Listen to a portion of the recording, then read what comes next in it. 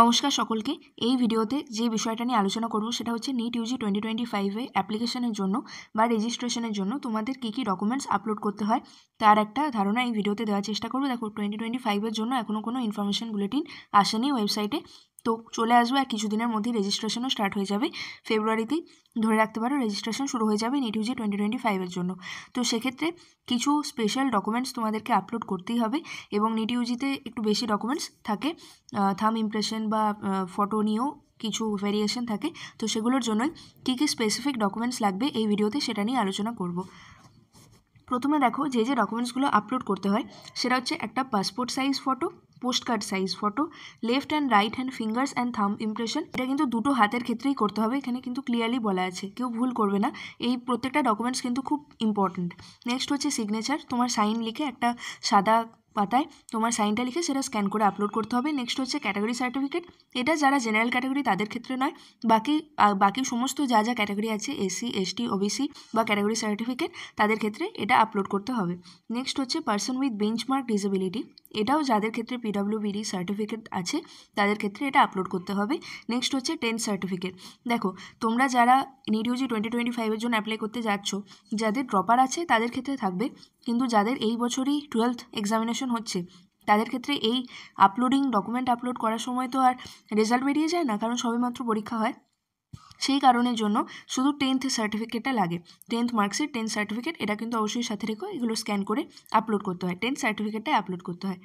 Next citizenship certificate আর address proof of present and permanent address, তোমাকে একটা address proof দিতে হবে, তুমি যে প্রেজেন্ট অ্যাড্রেস দিচ্ছ আর পার্মানেন্ট অ্যাড্রেস দিচ্ছ তার জন্য। তো এই কটা ডকুমেন্টস হচ্ছে খুব স্পেসিফিক্যালি তোমাকে আপলোড করতে হবে, এখানে কিন্তু প্রত্যেকটা ডকুমেন্টস খুব দরকারি। নেক্সট চলে এসো কী কী জিনিস তোমাকে ফিল আপ করতে হয়। দেখো particulars to fill in the online application form, সেটা আমি ছোটো করে একটু বলে দেওয়ার তোমাদেরকে শুধু ধারণা দেওয়ার জন্য বলে দিচ্ছি।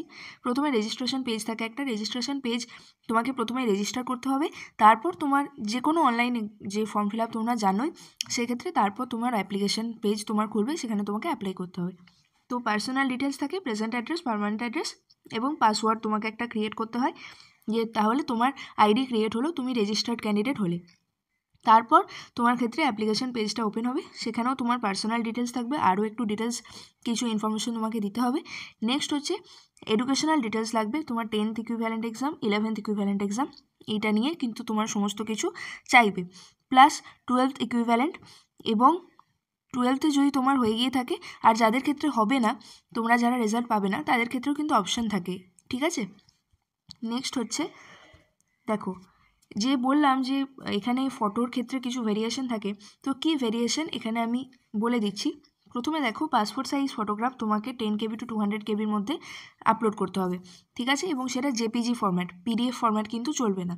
নেক্সট হচ্ছে পোস্টকার্ড সাইজ ফটোগ্রাফ, এটা 4 ইঞ্চ ইন্টু 6 ইঞ্চের, যেটা সাইজ হবে 10 KB to 200 KBর মধ্যে, এবং এগুলো কিন্তু সবকটা ডকুমেন্টসই জেপিজি ফরম্যাটে, ঠিক আছে।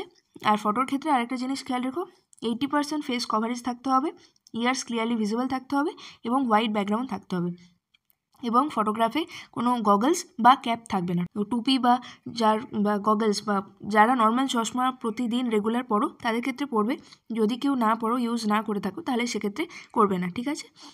যদি এখানে লেখাই আছে দেখো, spectacles are allowed only if being used regularly, ঠিক আছে, জিনিস তোমরা মাথায় রেখো। এবং ফটোগ্রাফ তোমার বুঝতেই পারবে যে তোমার এটা যদি ফটো হয়, তার নিচে তোমার ওই জবে তুমি ফটোটা নিচ্ছ তার একটা ডেট লাগবে, আর একটা তোমার নামটা লাগবে, এবং তোর ব্যাকগ্রাউন্ডটা হতে হবে হোয়াইট ব্যাকগ্রাউন্ড থাকতে হবে, এবং নিচে তোমার কিছু ফিল আপ, সেটা তোমরা যখন ইনুইট 2025 জন্য অ্যাপ্লিকেশন ফর্ম আসবে সেখানেই তোমরা বুঝে যাবে।